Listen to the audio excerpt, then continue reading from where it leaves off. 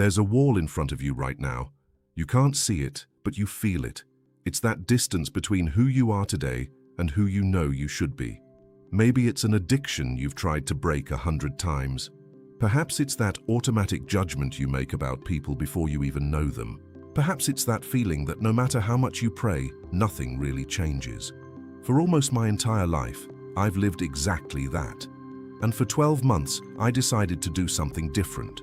I didn't ask God to give me more discipline. I didn't ask Him to simply take away the problem. I asked for something far more dangerous. I asked Him to rebuild my brain, and it worked. But before I show you how, you need to understand why almost everyone who has ever tried to change has failed, and the reason will surprise you because it has nothing to do with willpower. There's a wall in front of you, but that wall is just a shadow, a projection. And behind it are 5 other invisible walls that no one taught you to see. And here's the real problem. God never cared about the wall you're trying to break down. He cares about the other 5.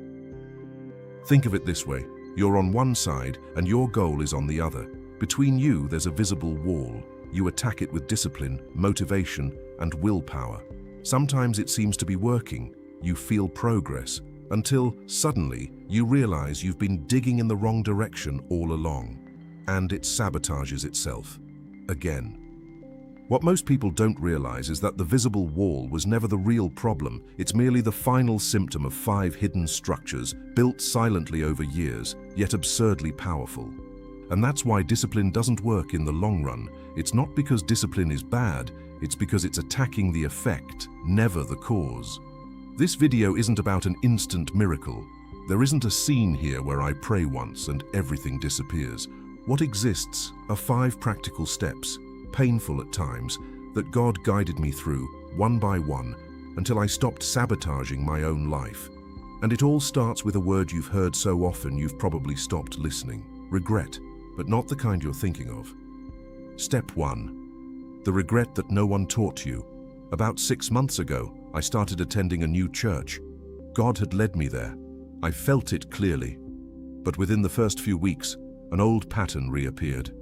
I would shut myself off. I would isolate myself. And worse, I would judge. That guy doesn't seem like a real Christian. That woman is like this, she's like that. A constant, cruel, silent mental movie. For weeks, I regretted it. Sorry, God, for being antisocial. Sorry for being a bad guy. Right words, genuine feeling, but nothing changed. Until next time. That day, the conviction that came over me was unlike anything I had ever felt before. It wasn't shame at being judged. It wasn't guilt at not meeting a certain standard. It was sadness, a deep sadness, because I realized I was stealing from other people the blessings God wanted me to share with them. And at the same time, I was stealing from myself the chance to receive love and connection. It wasn't about performance. It was about the relationship. I went home that night and simply surrendered. I asked God to change my heart, not just my behavior. And it was there that I learned the first great lesson of this journey. True repentance is not about feeling bad. It's about seeing sin the way God sees it. You may feel guilty for not being productive. You may feel bad for being broken.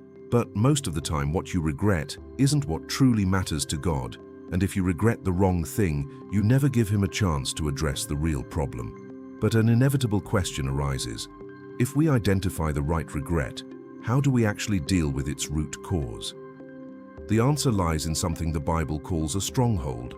Step 2, lies disguised as protection. In 2 Corinthians 10-4, the Bible speaks of strongholds. Basically, a belief system that runs on autopilot whenever a certain trigger appears. Your brain builds these structures to defend itself from threats. The problem is that these structures are built on lies. When I began studying spiritual warfare, I asked God a simple question. What lies am I believing that are destroying my life? And the Holy Spirit answered, nobody understands me. Nobody will save me. People aren't trustworthy, so I have to do everything alone. I need to be better than others because I have higher standards. If you stop to think about it, it's easy to understand how someone with these beliefs ends up isolating themselves, closing themselves off, and judging others. I had to go through another round of repentance, renouncing each and every one of those lies. But here's the point that almost everyone skips over. Most people, when faced with a lie, simply try to replace it with the truth. And this works to a certain extent, but there is a prior, essential step that is rarely taken: healing the root. Step 3. The conversation I never expected to have. If you've ever been to therapy, you know that a large part of the therapeutic work involves finding the origin of a behavior. What happened in childhood that caused this belief to become ingrained in the mind? Jesus speaks precisely about this. You will know the truth, and the truth will set you free. You cannot break free from an addiction or a pattern of sin without understanding where it truly comes from. A few weeks after that first repentance, I was in a sort of counseling session with the Holy Spirit, asking what the roots were of each stronghold I had identified. And yes, this is biblically sound. The Holy Spirit is literally called our counselor. He began to reveal memories, moments when I was hurt, attacked, shamed, simply for trying to express who I was.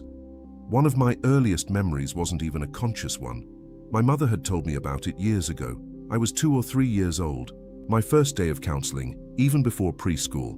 I grew up speaking Chinese and English at home. That first day, I arrived confident, head held high, and said "Good morning" in Chinese. In Canada, nobody understood. Everyone looked at me as if I was strange.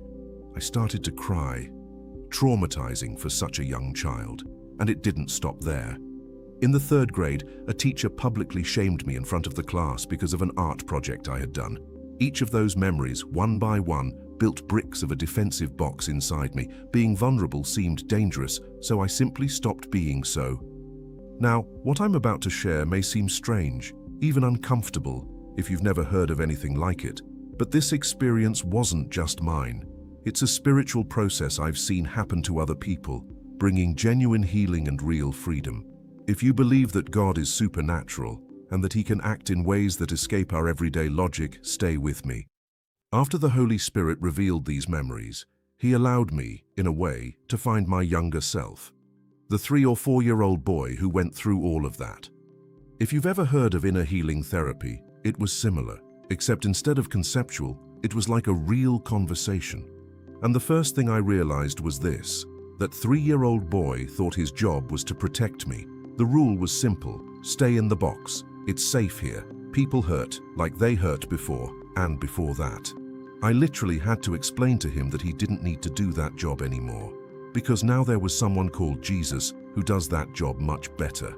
I spent about 5 or 10 minutes preaching to my 3-year-old self, and we reached a point of reconciliation. He understood. We made peace with all that trauma. It was the most profound moment of healing I had ever experienced up to that day. Not because it was the most intense. I've had others since then, but because it was the first. And I still get emotional just remembering it. But this is just the beginning, because even after healing that 3-year-old boy, there was still the adult he had become to care for. Step 4. Filling the void with truth. At this point in the journey, I had already identified the strongholds, the lies that supported each one, and the Holy Spirit had already guided me to the root of each trauma. Now all that remained was to fill in the empty spaces, and the only way to do that permanently is through God's truth, Scripture. I began searching for verses that applied directly to my situation, verses capable of rewriting the lies I had carried for so long, and the Holy Spirit highlighted some in particular. The first was Hosea 6:6. I desire mercy, not sacrifice. What I understood there was profound. God doesn't want us to sacrifice ourselves. He doesn't want us to isolate ourselves, punish ourselves, or force ourselves to step outside of ourselves all the time, something so common in the self-help culture and the be better at any cost mentality. God wants us to be merciful, not only to others, but to ourselves as well.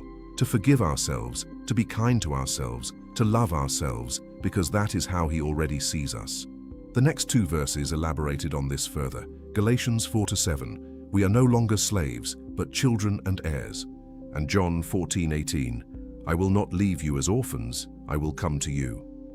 Before, I lived like a slave and an orphan. I believed I needed to be better, to do more, to deserve approval and love, both from God and from people. But through this whole process, surrender, healing, revelation, God showed me that I didn't need to prove anything to be loved. I was already a son, and a son is loved regardless of performance. But reading those verses once wasn't enough. God wanted me to declare these truths about myself daily, and He never told me to stop. For the past 6 or 7 months, I have been reading the same passages along with 15 other different verses every day, declaring them about my own identity. There's even scientific backing for this: neuroplasticity. The idea is that when you repeatedly activate a certain thought pattern, the brain strengthens and expands those neural connections until it becomes automatic. In other words, repeat the same biblical truth about yourself often enough, and it ceases to be a distant concept. It becomes a natural part of how you think. So, by that point, we had already uncovered the lies, found the roots, filled the gaps with truth. We were ready, right? No, not yet. Because now it was necessary to build a real fortress on this new land to ensure that none of it would be undone. And this is where the most overlooked step of all comes in. Step 5. The fortress that holds everything together. This is the step that most people abandon on the first day of any attempt at change. People rely on extreme discipline, alarms at 5 in the morning, habit boards that take longer to create than the habits themselves require to be practiced. The problem is that this is like building a castle on sand. You can erect towering, reinforced, impressive walls. But when the first rain falls, everything crumbles. Jesus speaks precisely about this in one of His best-known parables. Build your house on the rock, not on the sand. In my case, that problem had already been solved. I had already dealt with everything that was underneath. Now I could build without fear that it would all collapse with the first strong wind. In practice, God gave me 3 specific instructions to reinforce this new identity. The first, to pray for every enemy, for anyone who offended me. The second, similar to the first, every time I felt sad, attacked, criticized, or even caught in the act of judging someone, I should immediately surrender it to Jesus through prayer. Don't hold on. Don't dwell on it. Let it go. The third one is different from the other 2. Every time someone complimented me, I wasn't allowed to deflect the compliment. Simply receive it and say, thank you, without minimizing it, without that false humility of, oh, this shirt, I bought it for 10 reais on sale, just receive it. And I can tell you, in complete honesty, since I implemented these 5 steps, especially these final 3 behaviors, I have practically never struggled with those old problems again. I am open with people in a way I never have been before. I don't judge like I used to. And when the thought of judgment arises, I simply surrender and move on. My social life has improved, my emotional health has improved, and my overall quality of life has taken a huge leap since I started living this way, obeying this process that God designed. If we go back to that huge list of problems I mentioned at the beginning, each one was solved using at least one of those 5 steps. Usually 2 or 3 are enough to resolve most situations. In my specific case, I needed all 5, and that's precisely why I chose to share this story with you. But there is one final ingredient, which isn't exactly a 6th step, but something that needs to be present in all the other 5. The invisible ingredient. This ingredient is the revelation. Without God's revelation, none of this is possible. We need Him to convince us in the right way to achieve true repentance. We need Him to expose hidden strongholds and lies. We need Him to reveal the traumas that need healing. We need Him to show us the right scriptures to renew our minds. And we need Him to give us the right actions that sustain this new reality. Think logically. God is the only one who truly knows the root and nature of our problems. Consequently, He is also the only one who knows the exact solution for every situation, at every moment. I went through this 5-step cycle several times, and more than once, I was sure I knew what the problem was, or where it came from, and the Holy Spirit would simply say, no, it's here. And only when I dealt with that specific issue, right there, did true freedom come. But among all the revelations, the most important of all is the revelation of Christ, to know who Jesus really is. Because if you don't know the source of all true healing, the source of all real freedom, the very source of truth, you will never reach the place where these things truly work in your life.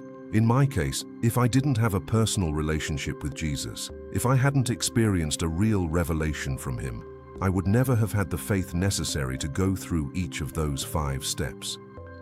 Perhaps you've arrived here carrying your own list, your own sins, your own vices, your own broken trust, and perhaps you've already tried everything: discipline, willpower, repeated, almost mechanical repentance.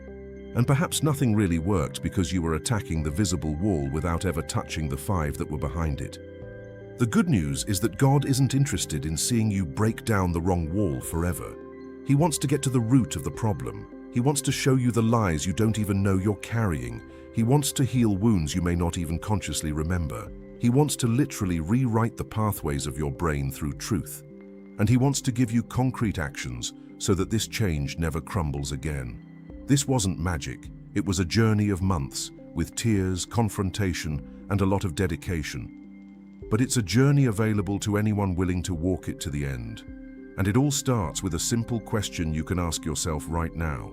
God, what lies am I believing? If this video touched you deeply, leave a comment telling me which of these steps resonated most with your situation. If you want to understand how to build this intimate relationship with God, how to learn to recognize His voice, there's another video waiting for you where I tell that part of the story in detail. And if this content made a difference to you, consider subscribing to the channel and sharing it with someone who is also struggling with their own invisible wall. Like the video, it helps many more people find this content. Because the truth is simple. God doesn't just want to see you from afar, far from your goal. He wants to take you there.